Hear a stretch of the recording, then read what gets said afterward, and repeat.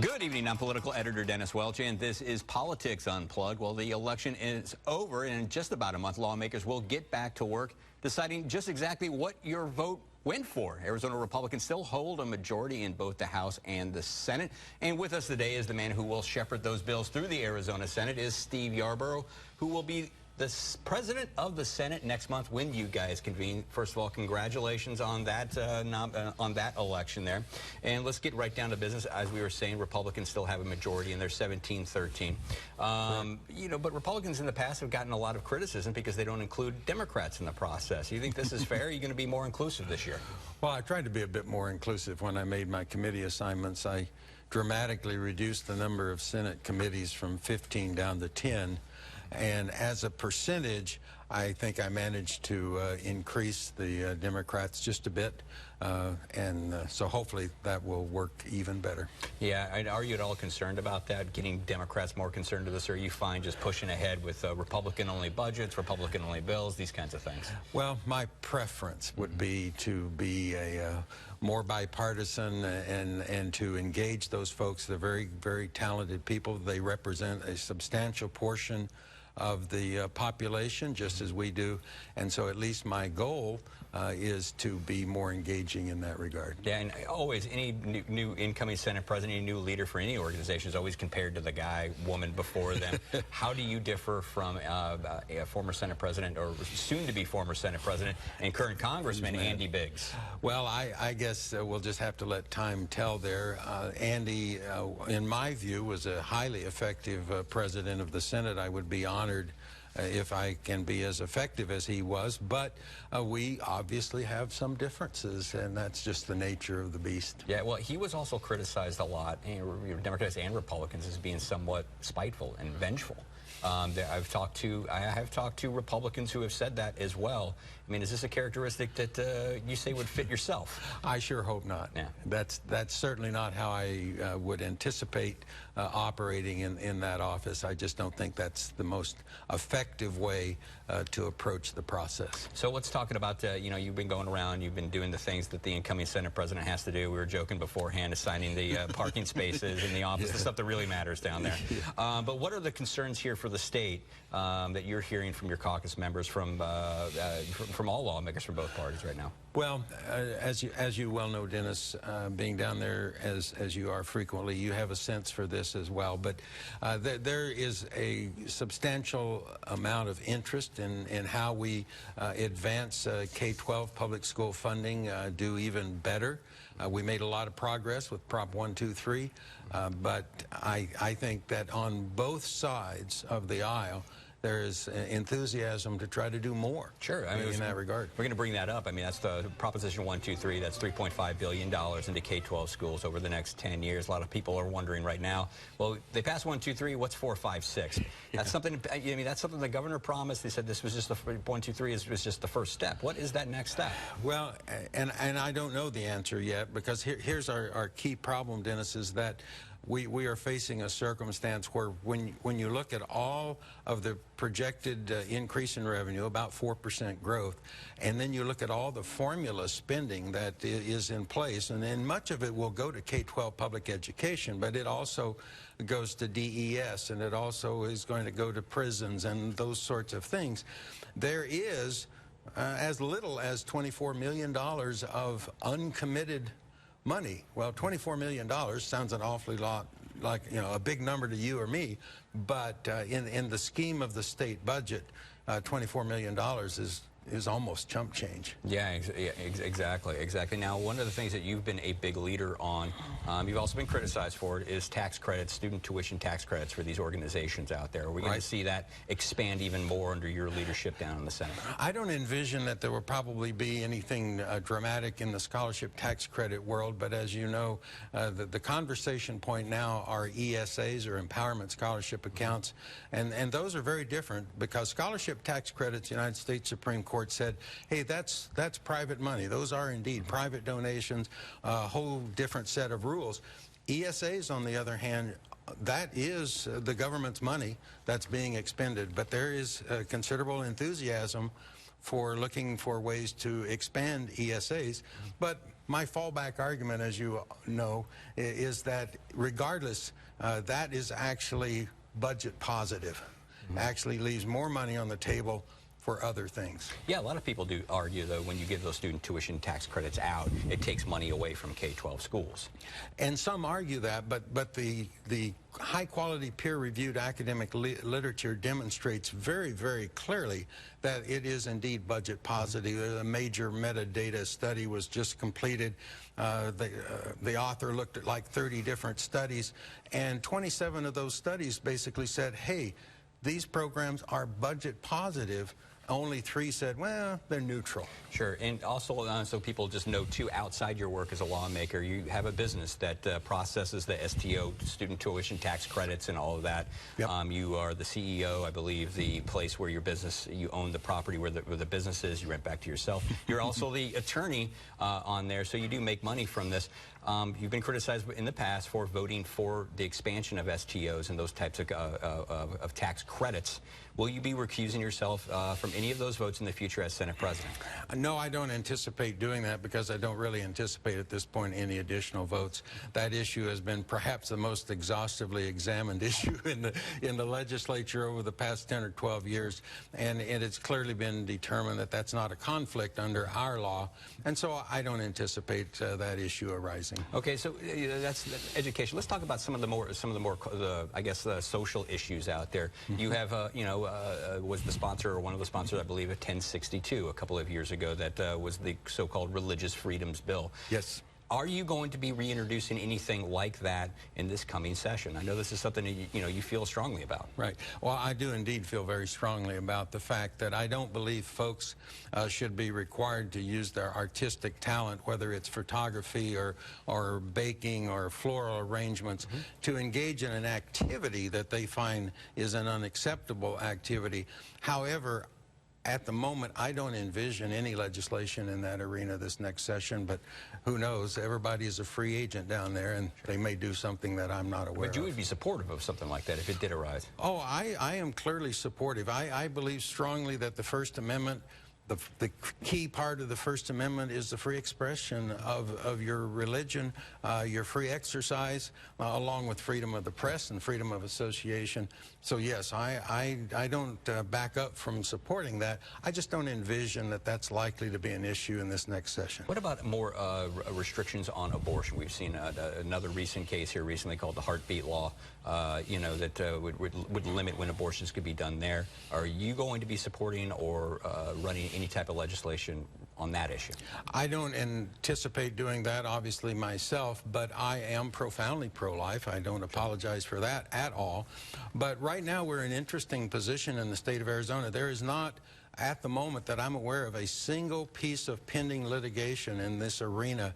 And so I think we'll wait and see what the federal government might do when it comes to defunding Planned Parenthood, for example. I think we'll let those folks tackle that. All right, another big issue here that's coming up too is this idea of funding sports arenas and sports stadiums right now. And a couple of weeks ago, we did have the incoming House Majority Leader, John Allen, come in, and one of those issues we talked about was money for the Coyote Arena. Coyotes are saying that they're going to go to the legislature and ask for a shift of $200 million to help build that. Now, let's take a listen to what he had to say, and we'll get your reaction on the other side. If they're a lucrative business and they're going to add value to our communities and bring in more money than they cost us, we might have an argument. I don't know if the Coyotes are the ones that can actually make that argument. What do you think about that? Well, I don't know the answer yet. My response would be I need to see the details of how they would actually design this. A few years ago, and I supported the creation of a stadium district for ASU, and as I understand it, this would be a part of that stadium district, and there could be benefit both to higher education and to the taxpayers. But like John was in that clip, I would need to see how this is actually going to be designed. I mean, is it a classic TIF, tax incremental financing, or is it a variation that might be more in the interest of the taxpayers? And we've only got about 15, 20 seconds left, and I'll ask you this, and we'll get out of this segment. But tax cuts. What kind of tax cuts are you going to be proposing or looking at this year? Well, the governor has made it clear that he'd like to see a tax cut every year. Yep.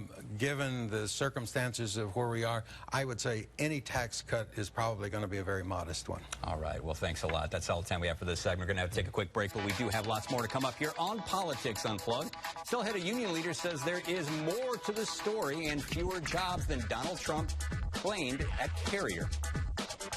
A lot of people in that crowd and throughout the plant thought they were, at that point in time, were going to have a job, only to find out when we told them the next day that 550 of them were going to lose their job in Monterrey, Mexico. Now the president-elect fires back. It is Donald Trump and another Twitter feud still ahead. But up next, for the first time in 28 years, Maricopa County will have a new recorder. We'll talk with Adrian Fontes about a changing of the guard at the recorder's office.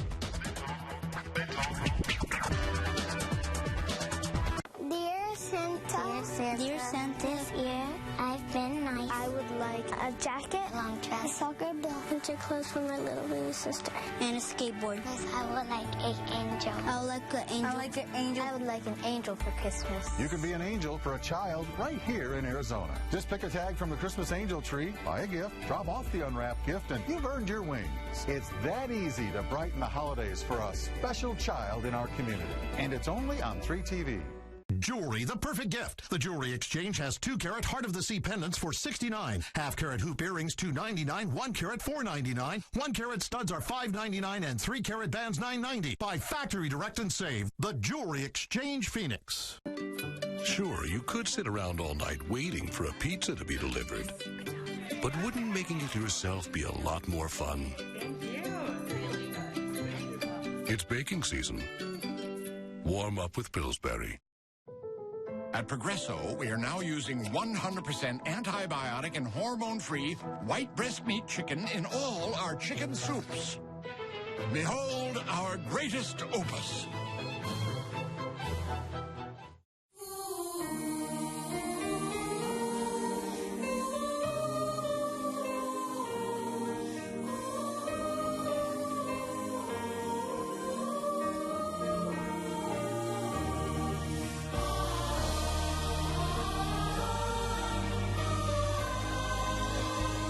From all of us at Sanderson Farms, we wish you and your family a Merry Christmas and Happy Holidays. And we mean that 100%.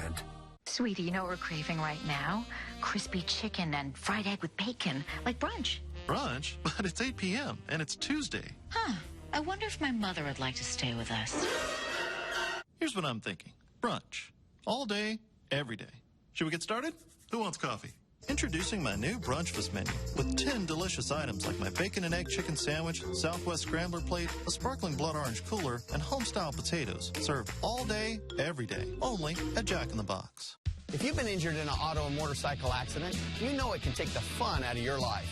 Don't hire an attorney in training. Call me. You need a powerhouse attorney that gets massive results. I'm not just an attorney, I'm your injury attorney.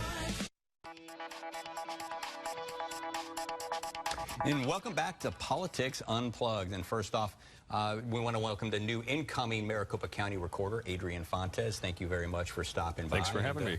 Well, first and foremost, it's, first time in 28 years, as we mentioned before the break, that there is a new recorder in town. And I have to ask you, how is the transition going, that transfer of power? Well, the transition is going real well. We've met with Ms. Purcell and her folks, and they've been very gracious and very helpful. We also have our transition team put together, which includes current and outgoing Supervisor Andy Kanasic on the Republican side and Felicia Rodolini on the Democratic side. We've got some good folks who know a lot about how these things are supposed to work, and so the advice we're getting is great, and the help we're getting from inside the recorder's office. Now, talk to us a little bit about a search for the elections director, because I would imagine, that is the key appointment that you're going to have to make, because obviously you won in large part because of the fiasco at the polls, right. This year. So how is that search going? Is this a local search or is this a national search? Well, what we indicated during the campaign is exactly what we're going to do. There's going to be a national search, and the great thing is that the HR department over at the county has done a couple of national searches very recently, so the framework for that, sort of the internal mechanics of that is already laid out for us, which is great. part of the transition team's task moving forward is going to be to make sure that we get the right questions asked, the right job description in there, so that we not only comply with statute, but we make sure that we've got the right kind of qualifications and what we're looking for. And what kind of person are you looking for to fill this role? I mean, this is obviously a huge role. This is one of the largest county, one of the largest voting in the country. Precincts, you know, in the country. Yeah, well, we're looking for someone who is going to make sure to first of all, keep the voters first. That's kind of the theme that we're looking for, a voters first theme, so that we can make sure everyone is informed of the time, place, and manner of the elections and how those things are supposed to work.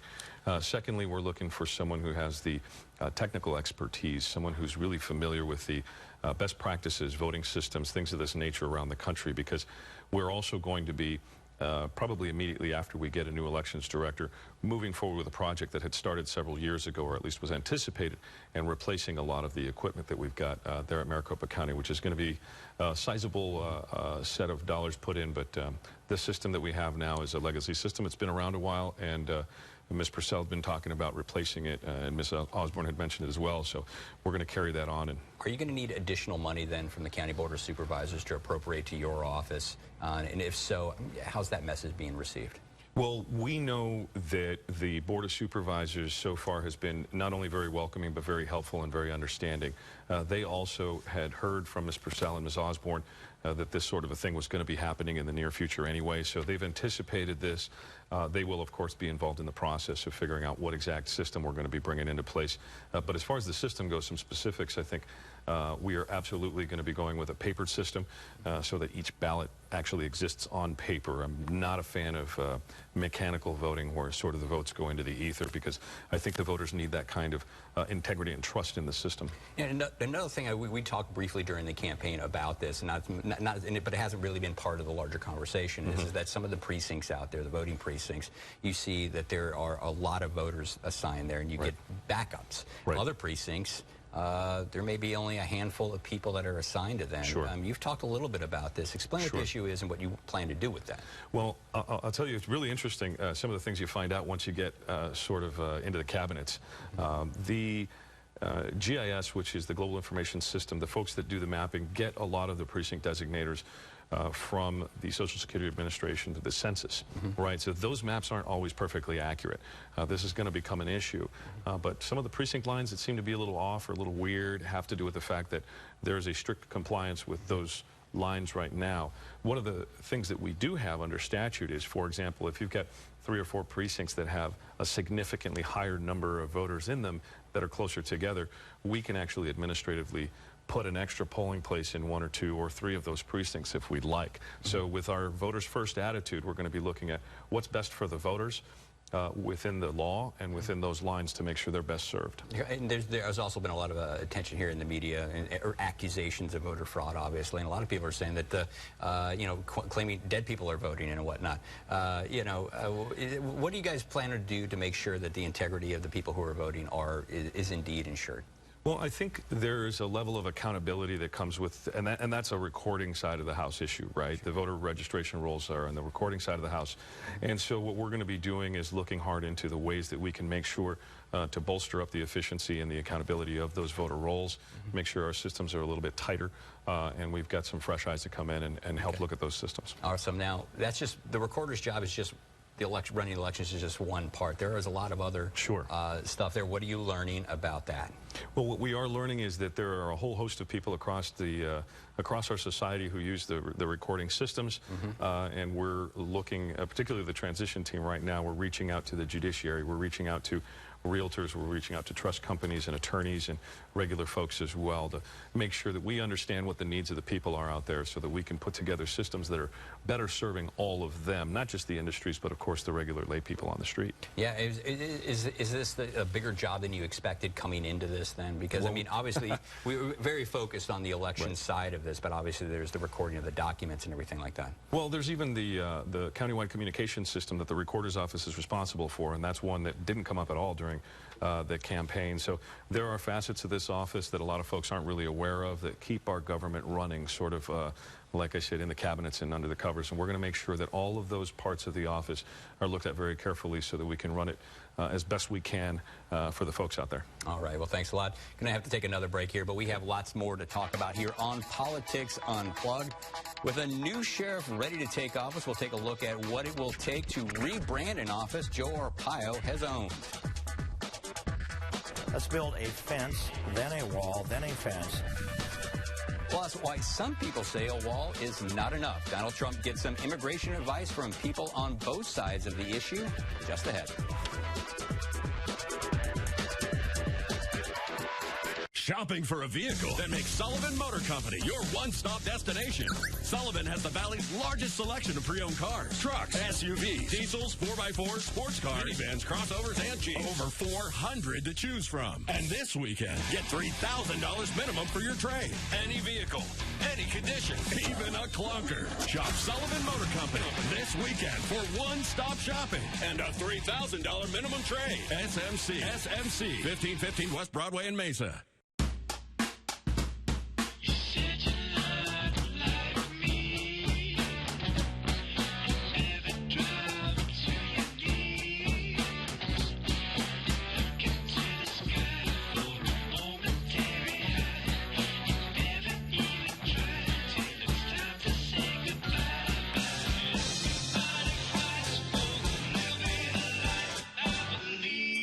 Geico Motorcycle.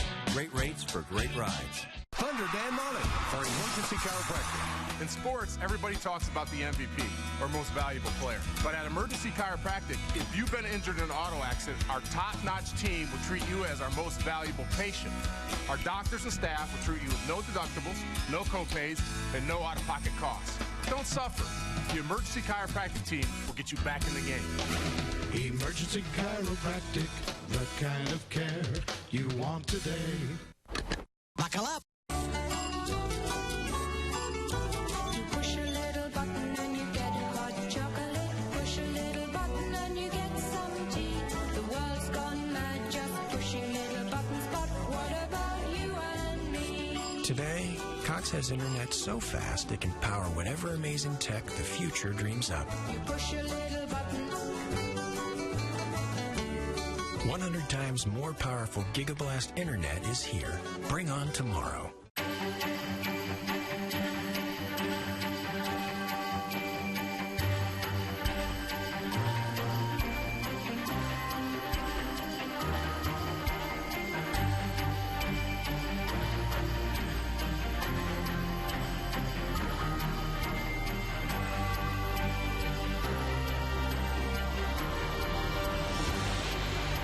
Christmas from Grand Canyon University.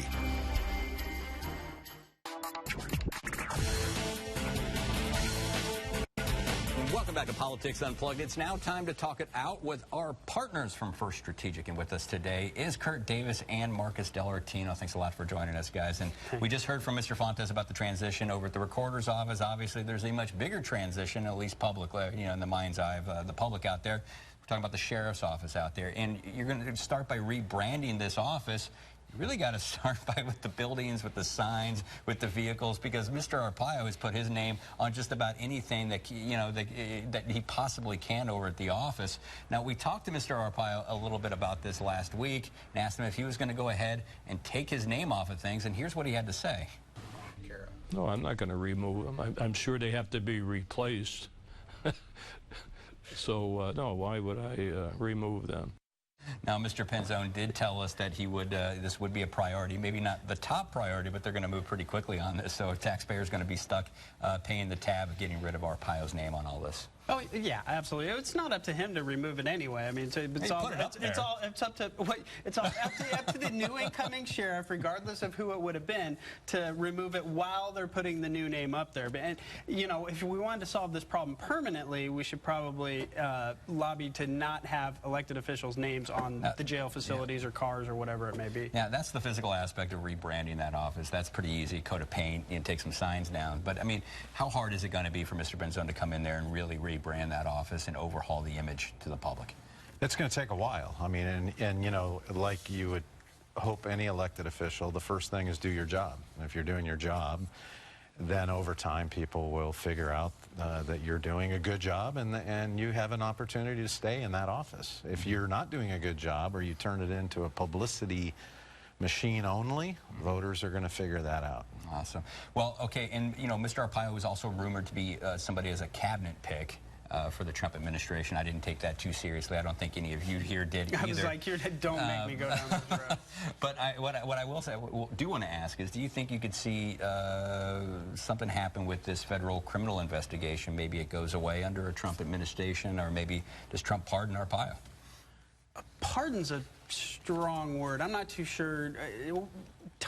Although Trump's so unpredictable, so now you've thrown me back into the possibly camp. I mean, to your point, you know, the sheriff, although has more energy than the Energizer Bunny, you know, he's got some priorities at home that I think he wants to deal with. So being part of the administration, certainly, I don't think an option for him.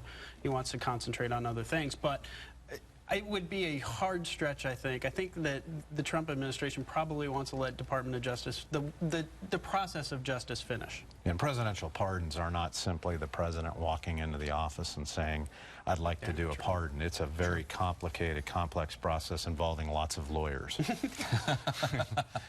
All right. At the same time here, a lot of critics of Donald Trump have often found themselves in the middle of a Twitter war with the president-elect. And the latest person to discover this is Chuck Jones, president of the United Steelworkers Union in Indiana.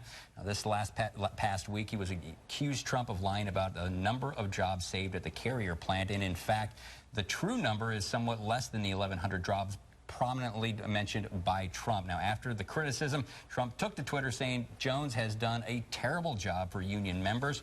For his part, Jones says he does not regret calling out the president-elect. Maybe, you know, the choice of words weren't the best, but the ultimate message was the same. He didn't tell the truth. He inflated the numbers, and I called him out on it. What do you think about Trump going after union leaders like this? That guy's joining a long line of prestigious people who have lost the Twitter war. It is a bad idea to get into a Twitter war with Donald Trump. Guess what? Even if you're right, you're wrong. But he probably got thousands of new followers out of it, so it's right. But, you know, to this guy's point, I mean, keep in mind that, you know, Trump won in union states, and the reason that he won is because he's pointing out the fact that trade deals are unfair and American jobs need to come back to manufacturing. So to keeping this in the message points only helps Trump. It's not helping the union president. Agreed. I totally agree with Marcus. All right. Well, let's move on to another big discussion. So I want to play a soundbite here from Steve King talking a little bit about immigration. I'm calling upon President-elect Trump to not just settle for a wall.